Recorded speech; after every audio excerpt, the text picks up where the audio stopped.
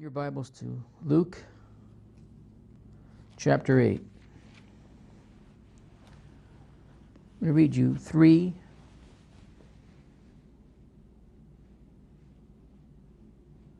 gospel stories referring to the same story. This morning, before we move on to my point, let's start with verse 22. This is where Jesus calms a storm. Very familiar story. Now it came to pass on a certain day that he went into a ship with his disciples. And he said unto them, Let us go over unto the other side of the lake. And they launched forth. Maybe they thought they were going to have a nice day of sailing, going to the other side of the lake. It was a time out from all the stress and work of the ministry. We're going cruising. We're going sailing with Jesus. You continue reading the story. That's the furthest thing from truth.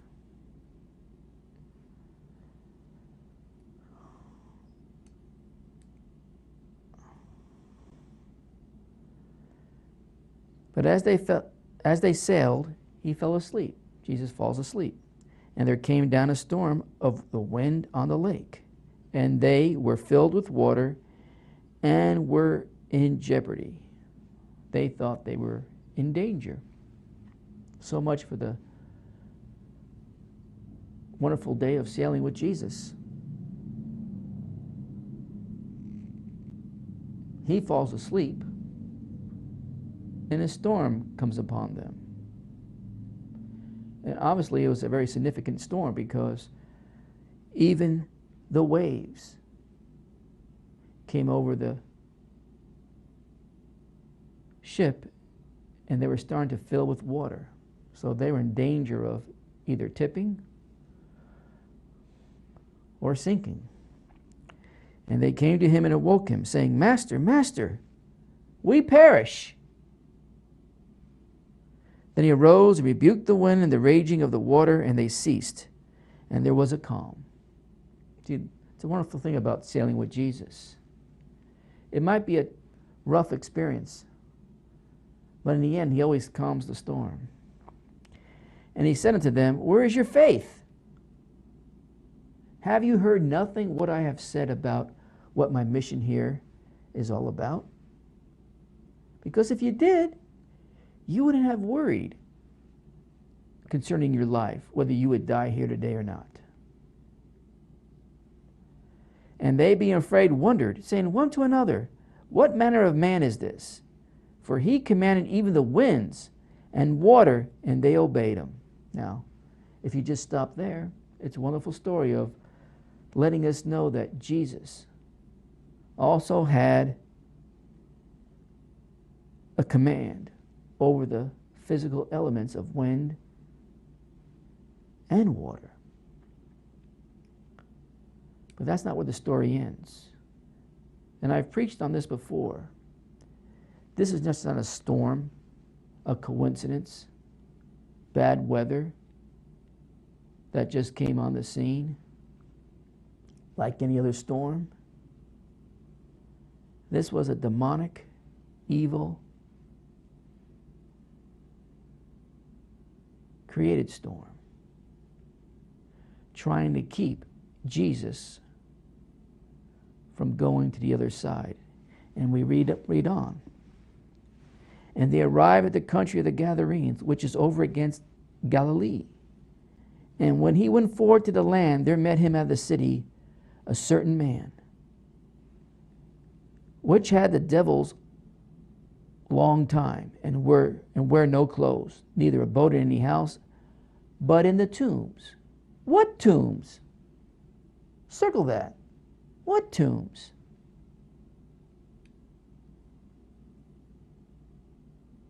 So there met him out of the city a certain man. All right.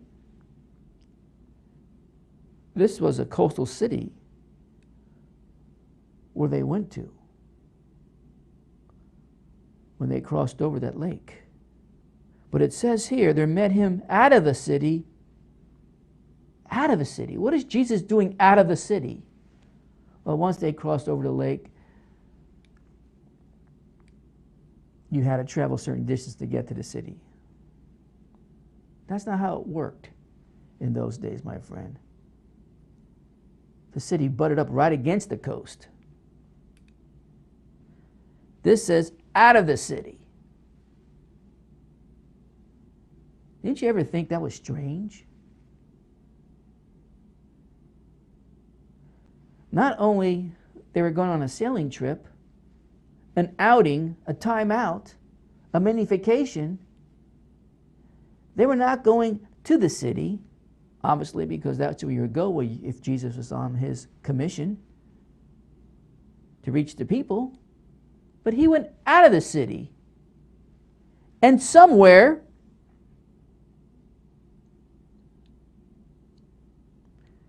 where he would be confronted with this certain man. At least that's what it reads here in the Luke version. A man that had devils a long time. And he abode in a house, but in the tombs. So I want you to circle tombs. And I want you to circle met him out of the city. Maybe they were going on a camping trip. They didn't want to spend any time in the city. Jesus needed a time out. His disciples needed some rest periods. So they went out of the city. They went camping. Sometimes you can read right through the Word of God and miss some key things.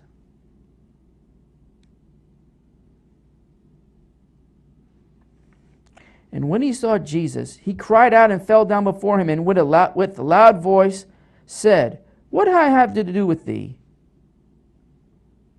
What have I to do with thee? Jesus, Son of God Most High, I beseech thee, torment me not." Torment me not. How was Jesus going to torment this individual? For he commanded the unclean spirit to come out of the man, for oftentimes it had caught him, and he was kept bound with chains and fetters, and he brake the bands and was driven of the devil into the wilderness.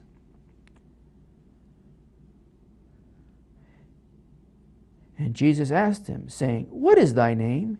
And he said, "Legion," because many devils were entered into him. Now let's just stop the story right there. And let's go to Matthew.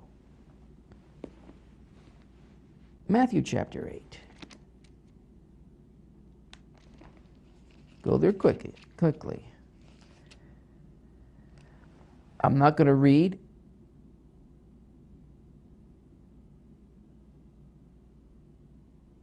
the calming of the storm. Well, let's just read it. Why not? I'm in Matthew 8:23.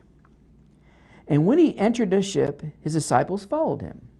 And behold, there arose a great tempest in the sea, insomuch that the ship was covered with the waves, but he was asleep. And his disciples came to him and awoke him, saying, "Lord, save us, we perish."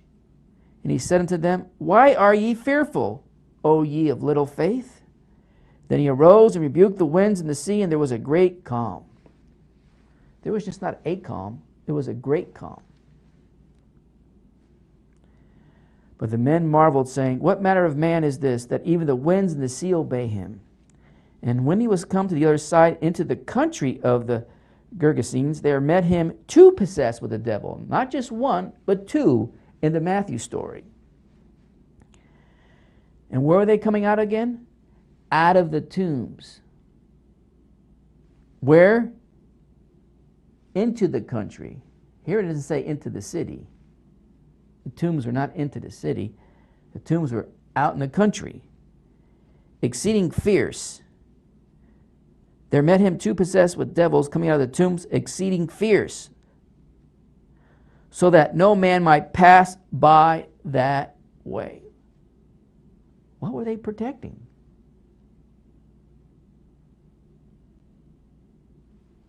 And behold, they cried out, saying, What have we to do with thee, Jesus, thou Son of God? Art thou come hither to torment us before the time? And there was a good way off from them a herd of many swine feeding. So the devils besought him, saying, If thou cast us out, suffer us to go away in the herd of swine. These demons wanted to possess a body so bad. And these demons, the spirit of these demons, are nothing but the fallen giants. That when you read through Enoch, roam this earth,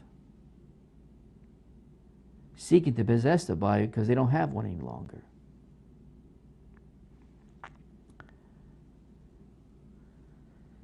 So the devils besought him, saying, If thou cast us out, suffer us to go away in the herd of the swine. And he said unto them, Go.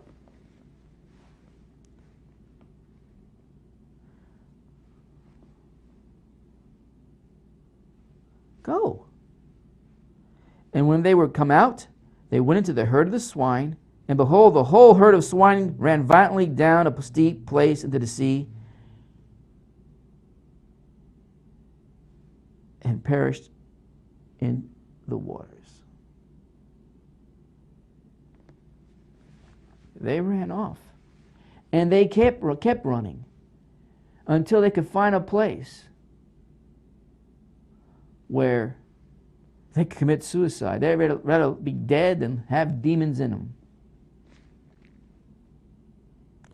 And they that kept them fled and went their ways into the city, and they that kept them fled. Let's just call them the herders of the swine, or their farmers, whatever they were, whatever their title they had. They that kept them fled. And where did they go? And went their ways into the city. So we know the swine was not in the city. So this all happened outside the city, and told everything and what was befallen to the possessed of the devils.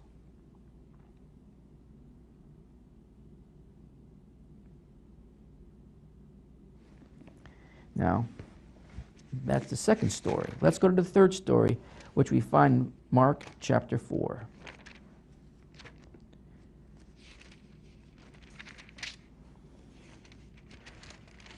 Mark chapter 4.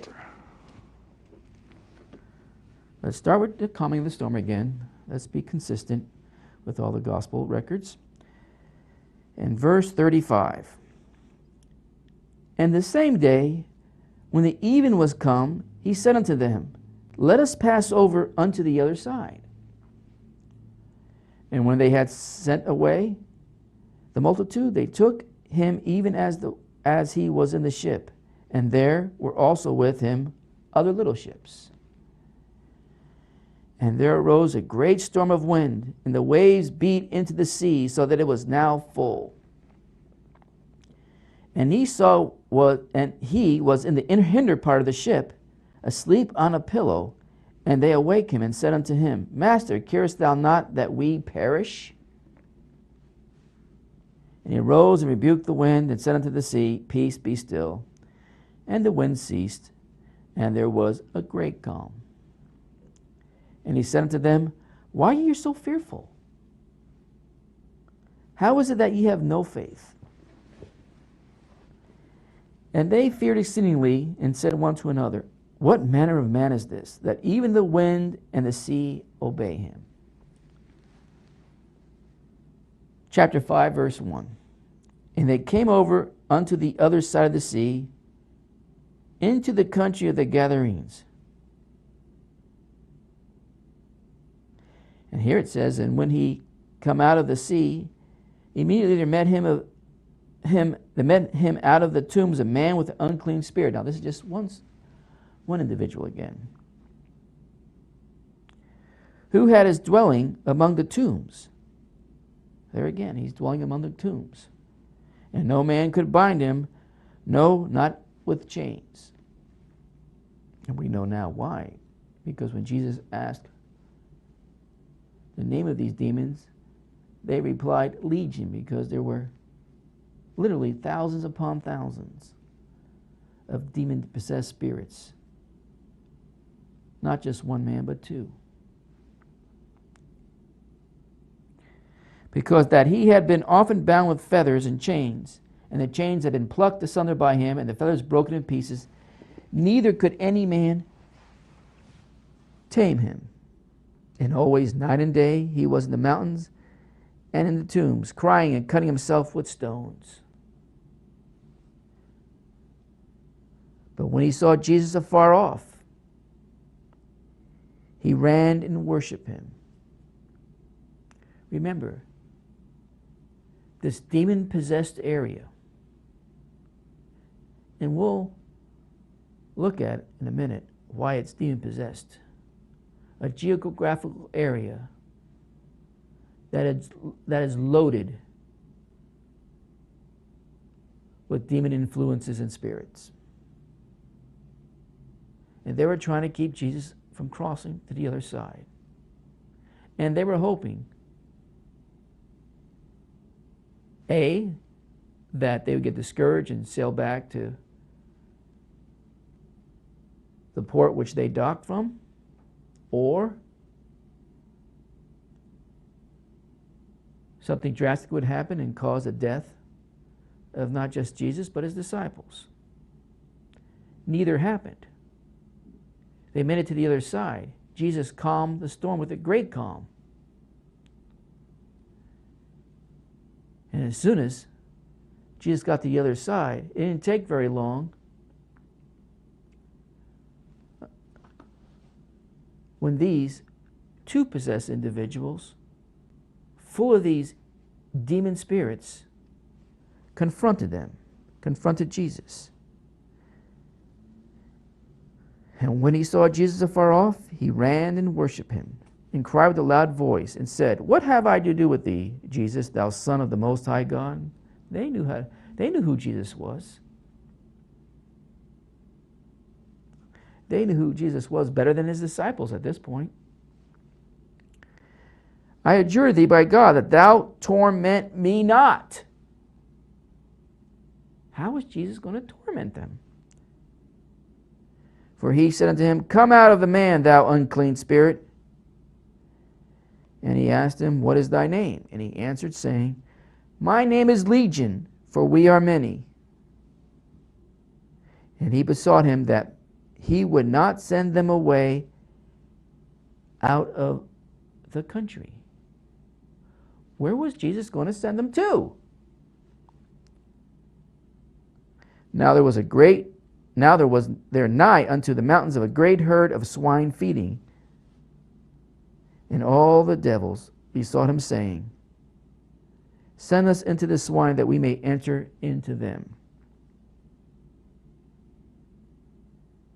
And forthwith Jesus gave them leave. And the unclean spirits went out and entered the swine.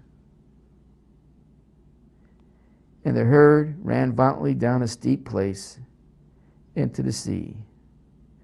There were about 2,000, and were choked in the sea. And they that fed the swine fled, and told them it in the city. So they had to go back to the city to let them know what just transpired. Where? What transpired in the country. And they went out to the sea to see what it was that was done. And of course they came up to Jesus. And they saw the individual or individuals no longer possessed. And of course, they wanted Jesus out of their area.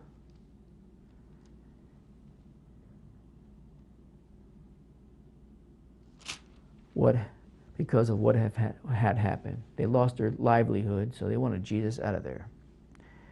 Now that you have a record of all three gospel stories, let's go back to Luke.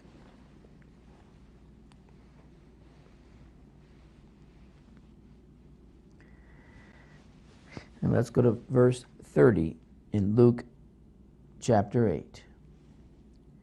And Jesus asked him, saying, "What is thy name?" Which we just read in all three encounters. And he said, "Legion," because many devils were entered into him. And they besought him that he would not command them. Remember, in the other gospel records, they sought that he would not torment them. Now we have a better idea how they thought Jesus was going to torment them. And that's why it's important to read all the stories that are the same stories but told a little bit differently in the gospel records. And they besought him that he would not command them to go out into where? The deep.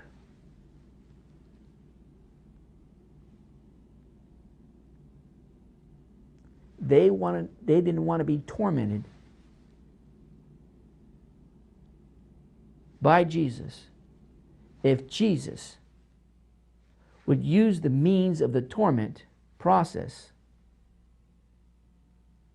by sending them to where? The deep.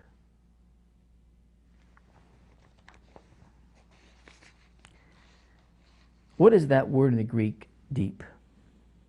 Put it on the board.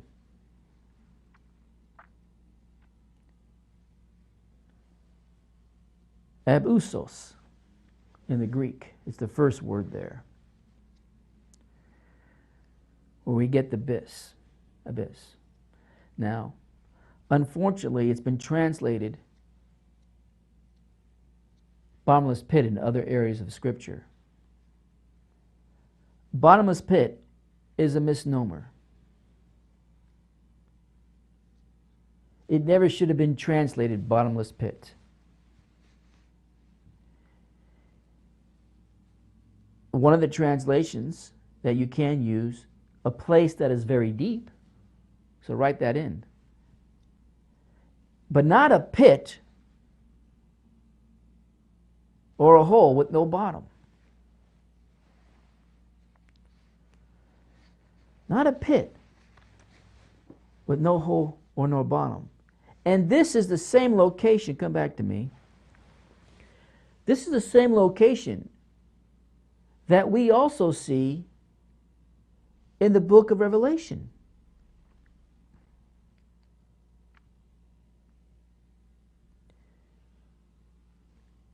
Abusos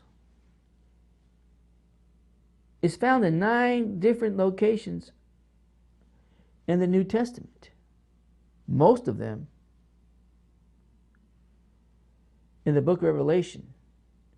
Then once here in Luke, and another time in Romans 10. But let's look at the Revelation. Turn to the book of Revelation, how it's used, and why I am certain that the place that these demons were referring to was what unfortunately was translated the bottomless pit. It was the busos, a very deep opening or hole, but not a hole or a pit that was bottomless. You got it?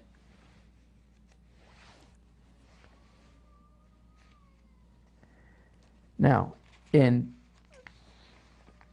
Revelation chapter 9, let's read the verse. And he opened the bottomless pit. No, the abusos. And there arose a smoke out of the pit, and as the smoke of a great furnace, and the sun and the air were darkened by the reason of the smoke of the pit. Now the pit there is that second word you see there that is used. And it's literally the pit of the abusos. That's how it should be translated. The word is phrear or phreer in the Greek. It's used, I believe, 5 times. I think 2 times it was used for the word well in the King James Version. But it's the pit of the abusos. So when you read Revelation 9, verse 2, it should read, and he opened the abusos, and there rose a smoke of the phreer, or the pit of the abusos, as the smoke of the great furnace, and so forth. Now, go to Revelation chapter 9, verse 11. And they had a king over them, which is the angel of the bottomless pit. Long translation again. It's an abusos, a very deep hole. And this hole could be anywhere, by the way, in the Greek. It could be in Gilgal-Raphaim, or it could be somewhere out in the ocean. But in this case, this is Gilgal-Raphaim, if you've been following any of the teachings that I've presented before in the last few months concerning Gilgal-Raphaim, which I'll show you here in a minute. And they had a king over them, which is the angel of the abusos, whose name is in the Hebrew tongue is Abaddon. We'll have to look at that, won't we? But in the Greek tongue hath his name Apollon. Revelation 11, verse 7. Let's look at that. And when they shall have finished their testimony, the beast that ascended out of the abusos, not bottomless pit, shall make war against them, and shall overcome them and kill them. Revelation 17, verse 8. The beast that thou sawest was and is and not, and shall ascend out of the abusos. Once again, out of the abusos, and go into perdition, and they shall dwell on the earth, shall wonder, and so forth. Now to Revelation 20, where I've been camping out for a few months. And I saw an angel come down from heaven, having the key of the bottomless, which you don't find in the original. Just find a pit, the phreer, or the bottomless, abusos, not phreer, and a great chain in his hand. And then Revelation 20, verse 3, and cast him into the abusos again, and shut him up, and set a seal upon him, that he should deceive the nations no more till 1,000 years shall be filled, and after that he must be loosed a little season.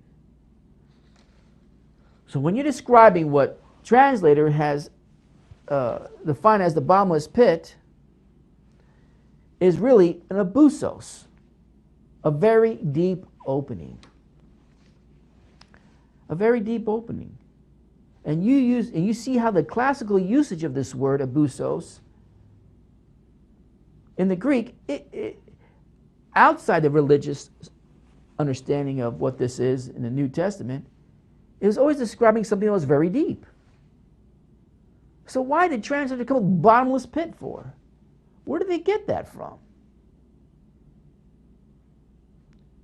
When it always was an abusos, a very deep opening, a very deep hole that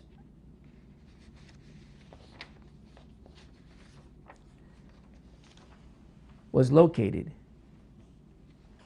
according to these scriptures, I believe, at Gilgal-Raphaim. And when you see just the pit, the phreer word using, it's referring to, in the verses that I gave you, the pit of the abyss. The pit of the abyss. Now,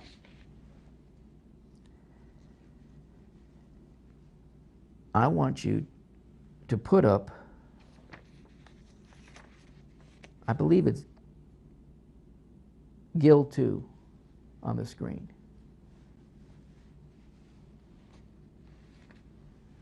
I want you to look closely. About 2/3 of the way up from the bottom of the picture there on the screen, you'll see the Sea of Galilee. If you go all the way to the north around that bigger circle, that is Mount Hermon, the area that's circled. And just south of that is Lake Hula, which you don't see there. And then you'll see just northeast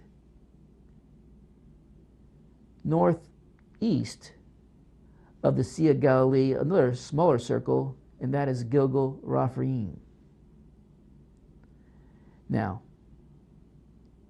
the place, traditionally, that Jesus and his disciples crossed over was, if you look at the Sea of Galilee, you go to the northern part of that Sea of Galilee, and the right-hand side, or the east coast side of the Sea of Galilee, about 1/3 the most, the way down from the top on the east side of the Sea of Galilee, is where they crossed over when they went on their sailing trip.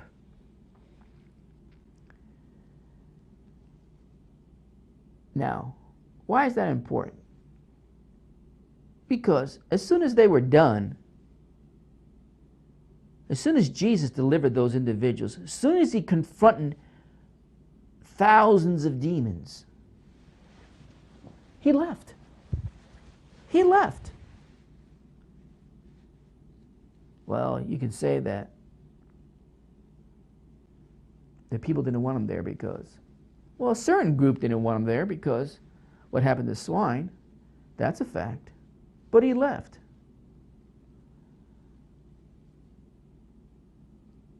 But the important thing to take out of this story today is the location. You ever heard location is everything? In a retail market, you have a bad location, you're not going to have the foot traffic or the drive-by traffic. Location, location, location. Well, that's my point today. Jesus crossed over, knew exactly where he was heading to confront these demons that possess these individuals. And we know at least one individual, after he was delivered from this demonic possession, this serious, serious demonic possession, wanted to follow Jesus. But he said, no, you stay behind and you tell the story. And he told him where to go about what you just experienced. You be my disciple, but a disciple that doesn't travel with me, but a disciple that starts communicating what happened to you. The Son of the Most High God delivered you from all these demon spirits. These demon spirits were hanging out. Where? In tombs. Keep it on the picture till I tell you to leave it, okay? In tombs. Tombs that surround Gilgal Raphaim. You take that circle you see there of Gilgal Raphaim, just go southwest, and you'll see over 8,500 dolmens. D-O-L-M-E-N-S. The best way I could describe a dolmen to you, you ever see the movie The Hobbit or The Lord of the Rings? Now, hobbits lived in this like mound little home. Those of you who've seen the movie, you know what I'm talking about. Those who haven't, well, watch the movie, at least early parts of it, and see what they lived in. That reminded me of dolmen. Now, the dolmens that we have now, that we can visibly see, don't have the dirt around them anymore, for the most part. Just the stones are left. But dolmens were just that. Now, many believed throughout history a dolmen was a portal tomb or a portal grave.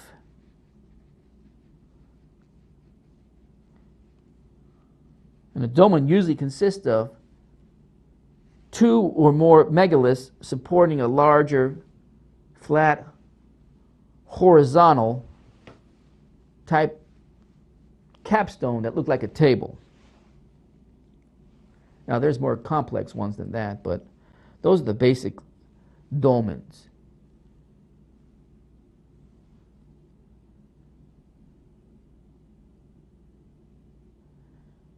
Now, 8,500 of these dolmens, or what became known to be an area of tombs in Jesus' day, of over 20 separate type of styles that you'll find in this location.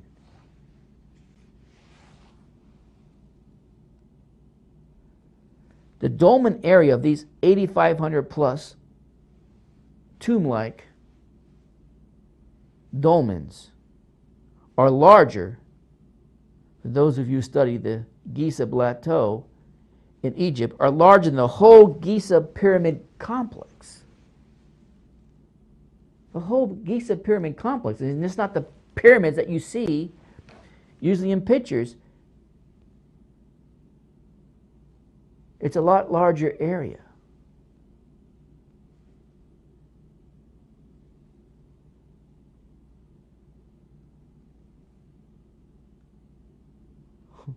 These demons, if it's true, and not just speculation, were hanging out in these portal tombs. If they were that. I don't know if they were or not, but I don't know one thing. They were tombs. They were considered to be tombs in Jesus' day. They've been around for thousands of years before Jesus' day.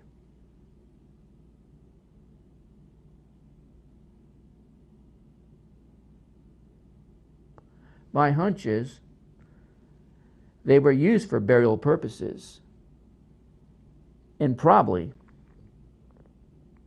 to bury the giants that were slaughtering themselves right before the flood. But that's just speculation once again. Whatever it is, it's in proximity, a stone's throw away, to Gilgal Raphaim, what you see there in that map. Just a few miles.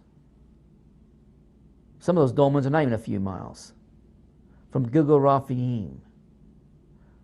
What are these demons hanging out there for? Were they waiting for their leader or one of their leaders to be released from Gilgal Raphaim? Just think with me for a while. Why so many demons hanging out there? And we're just told the story of two individuals. God knows how many demons were waiting in the area for whatever reason. Now, I believe, come back to me now. I believe they're waiting for the release of their leader.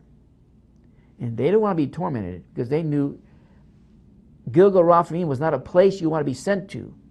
So they begged for Jesus to not torment them in that way. But they still wanted a body possessed, so they asked for the pigs. And they knew the pigs were being farmed in that general area, so they wouldn't have to leave that area. Pigs have better sense.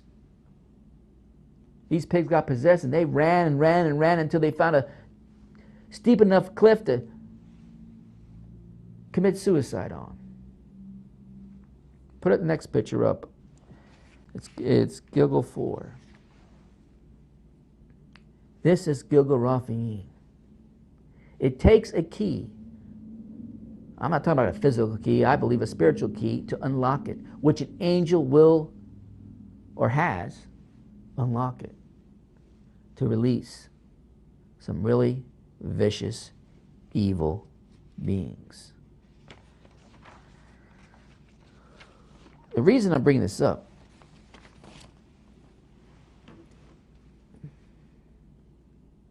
because I always question why so many demons in that general area. And why?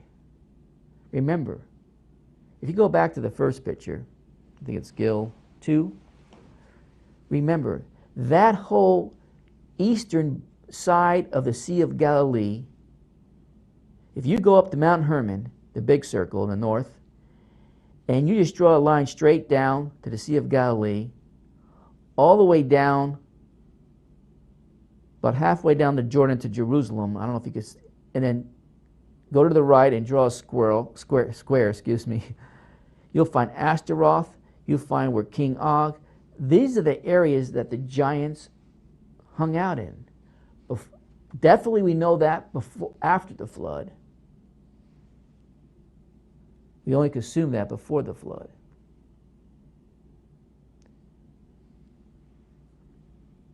Why did Raphael dig this deep hole or pit, this abusos, in that general area? Giants weren't hanging out in the North Pole and he decided to transfer them there for no apparent reason. This is the area they were located for the most part.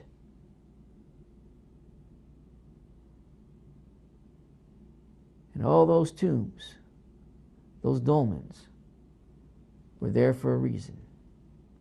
Jesus went there for a reason. I'm sure we don't know the whole reason behind it. I have speculated on some of the other reasons, which I'm not going to get into because it takes me away from the scriptures, but those are just personal reasons, I believe, why Jesus went there. But I want to focus on what we know. He went there, and in Luke, we finally come back to me. Get an understanding that even Jesus encountered demons that knew where Gilgal Raphaim, the Abus, was. What became known as the Bottomless Pit, which is a misnomer. Don't tell me this is all just a coincidence. Don't tell me there's no connection. If you're going to say that, well, I probably would not be wrong thinking that you still are living in the Christian science fiction world concerning these last days and all the important meanings and places. That's important to know, because evil beings have been released or will be released from this location to wreak their havoc. To be continued. Are you interested? Let me know. Play a song.